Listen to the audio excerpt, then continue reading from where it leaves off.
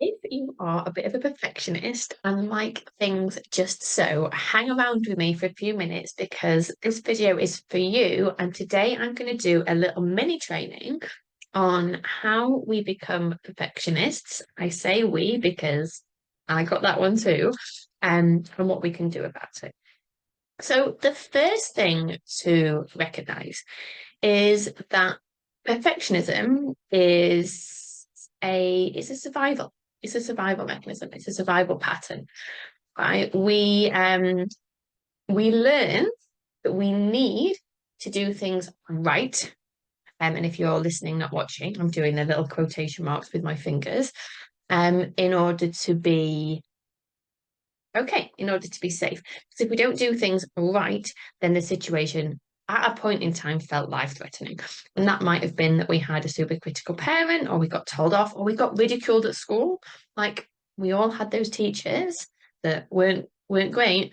And that maybe called us out in front of class. So for me, it happened in like sport gym lessons where I couldn't do things like, I don't know, forward rolls or cartwheels. I remember being humiliated by teachers.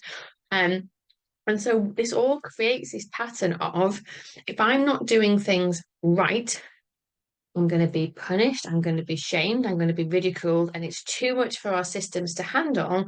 And so we learn that a way to survive that essentially is by being perfect, is by ensuring we are always getting things right. And then as we develop into adults, that perfectionism, those perfectionistic traits become a way to control and manage that deeper sense of not feeling like we're good enough, not feeling like we're worthy, having a kind of low self-esteem. Because if we have this underlying, I'm not good enough piece in place, how we protect ourselves from other people realizing this is to make sure that no one can ever say that we aren't good enough. And we do that by being perfect. And so the traits that you might experience if you have experienced this, I'm trying to look I'm like if you are afflicted by this, it's a bit negative, isn't it? Is that you be the good girl or the good boy. You know, you kind of people please, you overgive, you do lots of things so that people think very, very highly of you.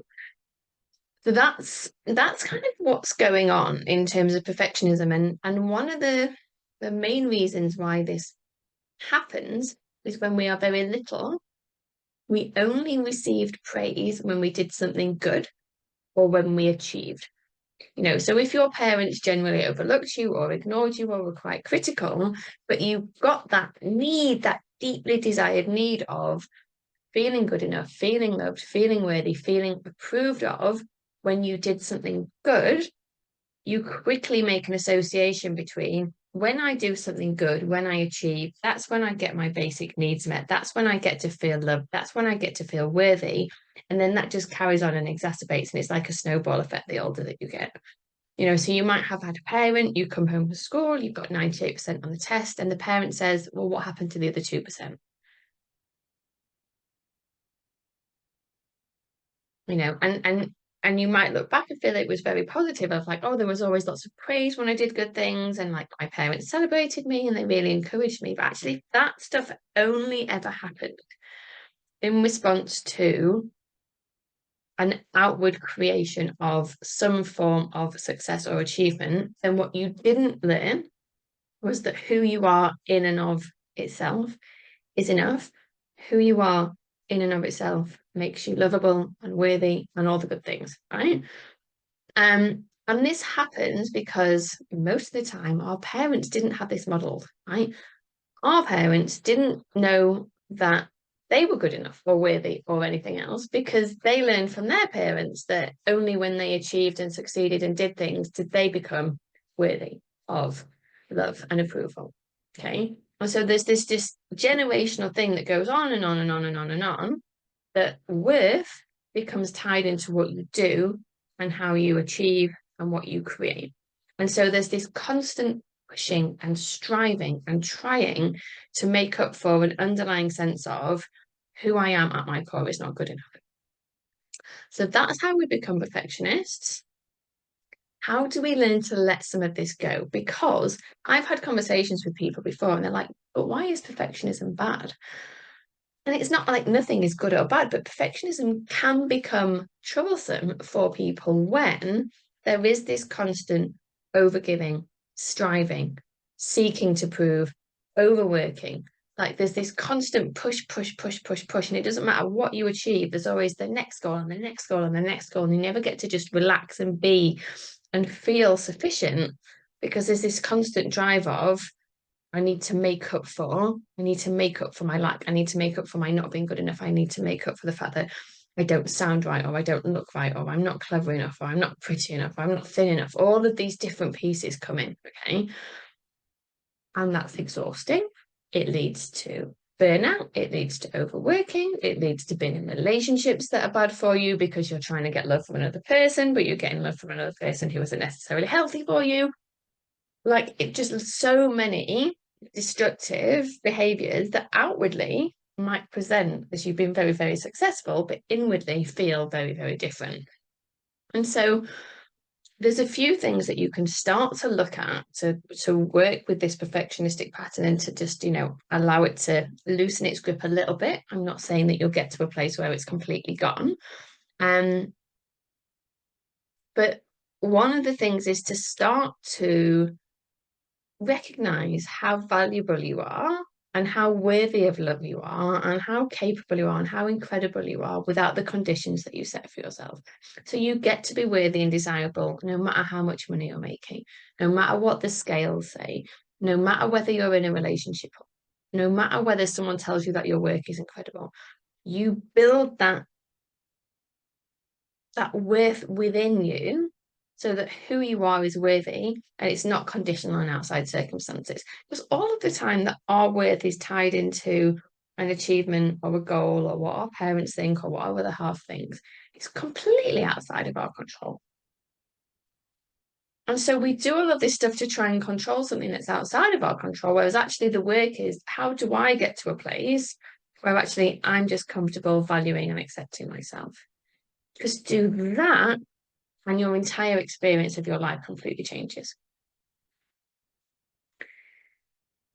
Another thing is to get to a place where you are more comfortable making mistakes, taking risks, because actually, in order to be successful, we actually do have to take risks and be willing to fail and be willing to get things wrong, because otherwise we keep things very safe and very kind of small. Okay, so in order to expand out, we do have to take some risks. We have to be able to put ourselves out there. Now, if you've got perfectionism getting in the way, what you're able to achieve, as incredible as it might be, is only a tiny, tiny amount of what you're actually capable of, when there isn't all of this underlying thing of, well, I can't say this because of what they might think, and this needs to be perfect, or this will, some people will disagree with that.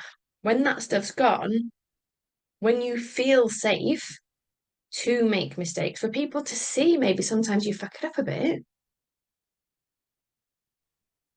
that's when these patterns lose so much of their grip and start to fall away. And the final thing, and this is one of the hardest things, is to actually be able to look at and work through some of the underlying not good enough patterns. So the things that got said to us, the things that got put on us, the things that we made some of our life experiences mean about us, that means we carry around this heavy burden of, this thing about me is not good enough. Right? Because all the time we're carrying that around, we're trying to compensate for it. When we get to a place of like, actually, this is not even mine in the first place. People that had parents that were emotionally immature and couldn't regulate themselves and couldn't give them the love that they needed and couldn't tell them how incredible they were and couldn't help them realize that they were worthy of love. It's not a reflection on the child. It's a reflection on the parent's own insecurities, lack of self-esteem, loud inner critic.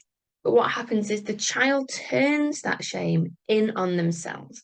So then the work as the adult is to get everything in its right place and recognize that who you are is just bloody marvelous without all of the stuff that you have decided you need to be in order to be worthy of existing. So that's a little bit of a summary on perfectionism today. Hope you found this super helpful. Please do share this with people that you think may benefit. Give it a like, because the more people that get to see this stuff, the more people might start to actually be freed from some of the stuff that is really, really holding them back in their lives. Okay. Perfectionism has got you so far, but it's got you so far at a cost.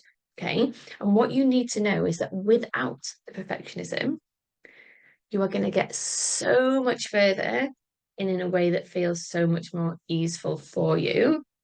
But it's super, super hard to do because, as I said at the start, the perfectionism is a survival pattern. Because right now, a part of you thinks it needs that perfectionism in order to survive. And so the work is to move through some of that, realize how bloody marvelous you are, and then freedom on the other side. Sounds so simple, doesn't it? As always, if you've got questions, if you want a hand with this, drop me a message, come and speak to me. And otherwise, I wish you a fabulous rest of your day.